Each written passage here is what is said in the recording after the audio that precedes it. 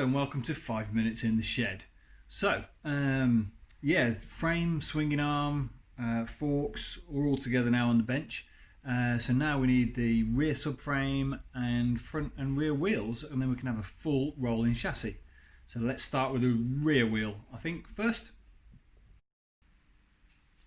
Okay, so back wheel parts. The one thing I was waiting for was the sprocket, right? And Rich got the sprocket to me the other day, so I've got brand new rear sprocket here. And what I've also got, right, is a brand new tripod and a brand new like LED soft lamp thing, which makes it like for super close-up stuff on my workbench. So just checking it all looks okay, and it does look okay. It does look okay. So right, so what we need to do is bolt the sprocket to this thing, which is like the kind of the boss for the wheel, right? So this has all been cleaned up, right? I've kind of give it a brush finish. It looks great like that, actually. So I'm really happy with that. But what I'm not particularly happy about the black paint that's left in there, and these are like special bolts, right? And yeah, odd, weird size, got to be the right thing bolts. And I think these are going to corrode. So my plan is to put a bit of black paint on them once they're in. So let's get it put together anyway. So these go in the wheel, so these are the crush drive rubbers. So these bolts go through there, and then through the sprocket, and then that goes on there, and then that pushes all into the wheel. So we'll take these apart. This is weird, isn't it? All like close up. It's like Tony Hart on you know, what was it called? Tony Hart, heart attack, wasn't it? Yeah, that's it. So yeah, that goes on there like that. These go up here like this. Actually, I think I need a bit of copper slip on those bad boys first. So that's going to go in there. That's going to go in there. A little tub of copper slip here. Mankiest old tub of copper slip in the world. Right, and I think what I'll do is I'll put the bolt in first, and then add a bit of copper slip on it, because then I won't get any copper slip in the top edge. Right, and this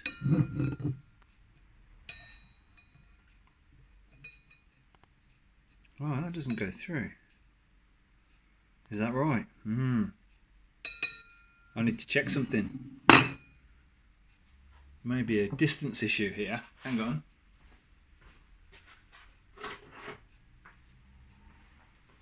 So this is the old sprocket here, which does have holes that size, but it also has holes that are that size. Uh-oh. Okay, that's not going to work then. So, because with that going through there like that, then that sits flush and the bolt goes through, which is fine. Alright, but if we're going for this hole size, that's not going to work. We're going to need to drill these holes out. Ah, how inconvenient. How inconvenient is that? So let's have a look then. So these are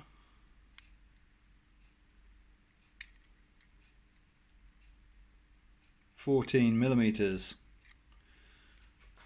which means that these are 14mm holes.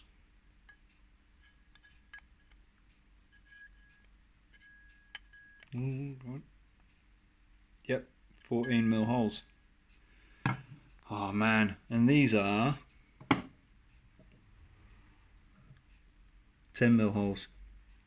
So I need to enlarge these holes. Custom sprocket time. Right. Done it like that, have we? Okay. Okay, better set my drilling machine up. Cue the music. Okay, we've got another crisis. Right, I'll tell you what it is. in my drawer I've got every drill bit known to man, probably, maybe not, but I've got a lot of drill bits and clamps and stuff, right? However, I've been through every drill I've got, and the biggest drill I've got is this 13mm drill bit, right? Now, 13mm drill bit is fine, but it's not 14mm. And there's another complication as well. Hang on, I'll show you.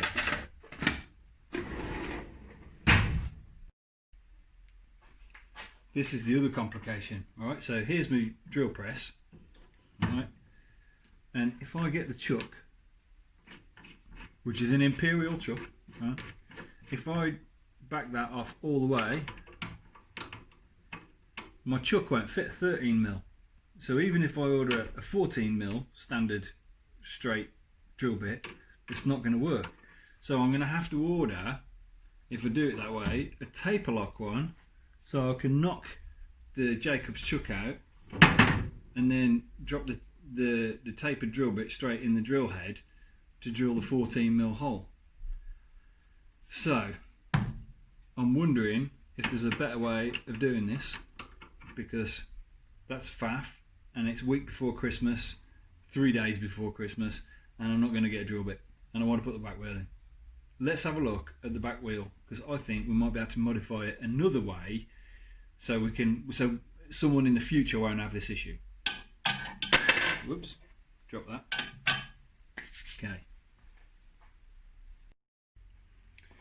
Okay, so what we want is we want this flush against that, like that, and then we want one of these rubbers in there, and then that's got to be flush. That kind of nut part there has got to be flush with the sprocket, right? Because then that goes in far enough for that O-ring to seat, and these go in far enough for the cush drive on the wheel. Now, if Rich ordered this for the bike, he said it was it's actually one tooth out, which is closer to a standard amount of teeth, rather than the other one. The other one had like 40 teeth, and this has got 41 teeth. It's a slightly different sprocket anyway. I'm guessing the other one was custom for track use.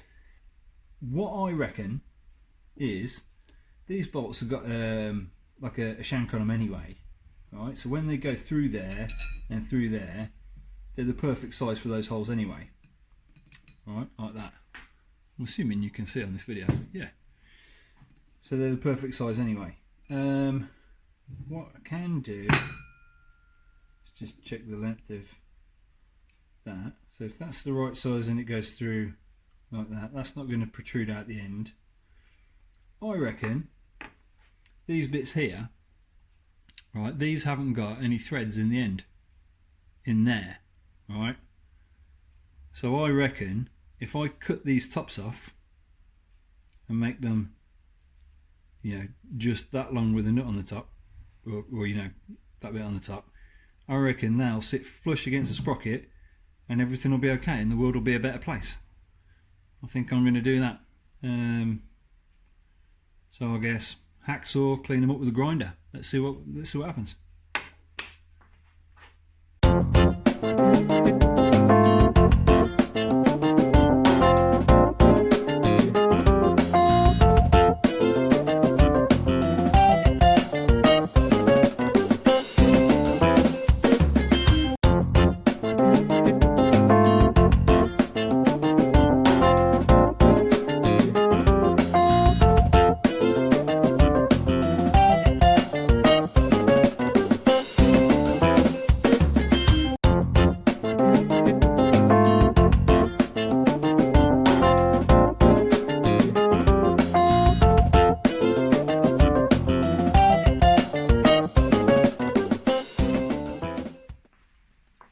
Okay, so I've only made two at the moment. So this is the old one, right? The new one hasn't got that bit sticking out at the top.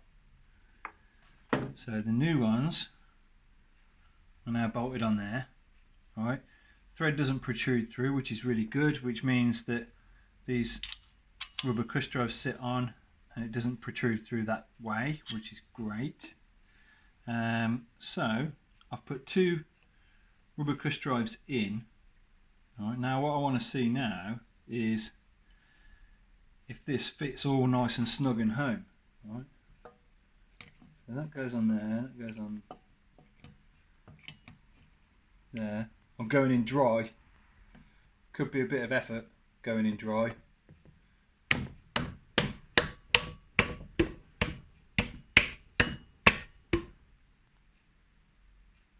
Looking pretty good.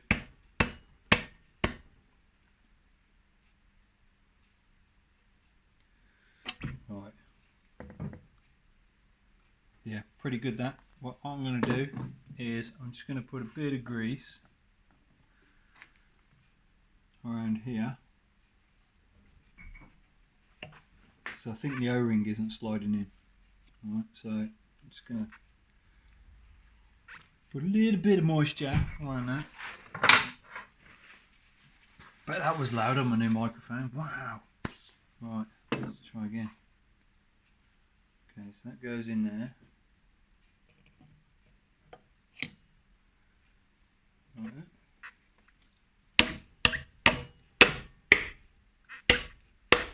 Oh, there it is. There it is. And we're home. It's sitting home. If I turn the wheel kind of around, I don't know if I'll be able to get this on the camera or not. I don't know. Might have to go handheld. So if you look down there, see if I can focus in. There you go. All sitting flush. All nice. And that's what it's going to look like. Okay, so I made 2 to test it. And I've tested it. And it works. So now I need to do the other 3. And I'll do a Blue Peter and I'll be back in just 1 second.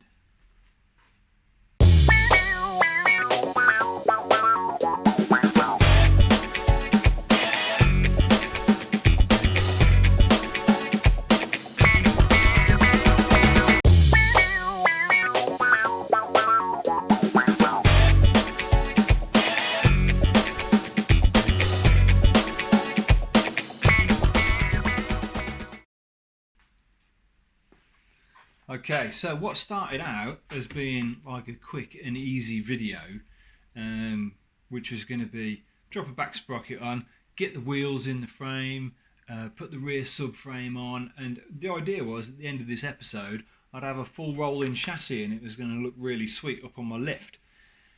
However, didn't go to plan. So anyway, couldn't drill holes in the sprocket.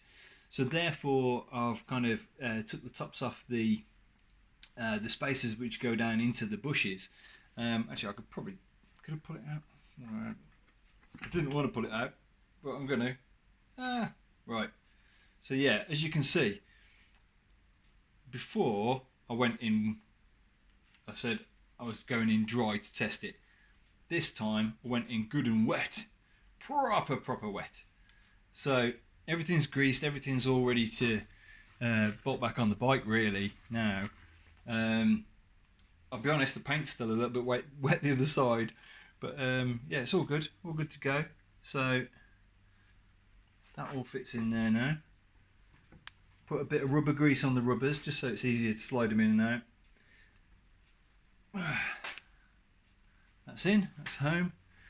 So what I've done to stop the corrosion a little bit, like kind of years down the line, I put a bit of satin black on the centre where I couldn't really sand it off, and I've painted each of these bolt heads with the satin black as well.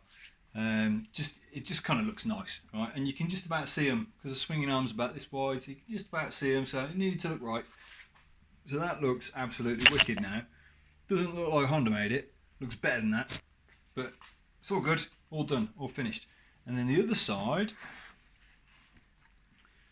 while I spin it round without everything falling out. The other side, we've got the brake disc, which was okay to use, like a bit of a salvage brake disc, really. Which I'm just going to give it a little squirt now. Just Just going to give that a little squirt there because it's got a bit of greasy fingerprints on it. Alright, so what I did with that was buffed it up with some Scotch-Brite, and the scratches on this will disappear as soon as we use the brake, right? So don't worry about that. But all the insides are blacked up now, and the heads of those bolts got painted as well because they're Allen keys, so you don't scratch the head off. So they're looking wicked. The other side's looking wicked. So I reckon that fella is ready to go back in the bike now. But there's all kinds of other stuff I wanted to do to the frame before this went on. So yeah, I'm guessing this is about an episode because it's the evening and been kind of fighting around with it all day. So I'm going to call it a day, like a pretty short episode. But the next episode, now I've got 2 good wheels, and I've got the frame swinging arm, and I've got the subframe. Subframe needs to be prepped before it's all put on. So that's what I'll do in the next episode. Right, thanks for watching, like and subscribe.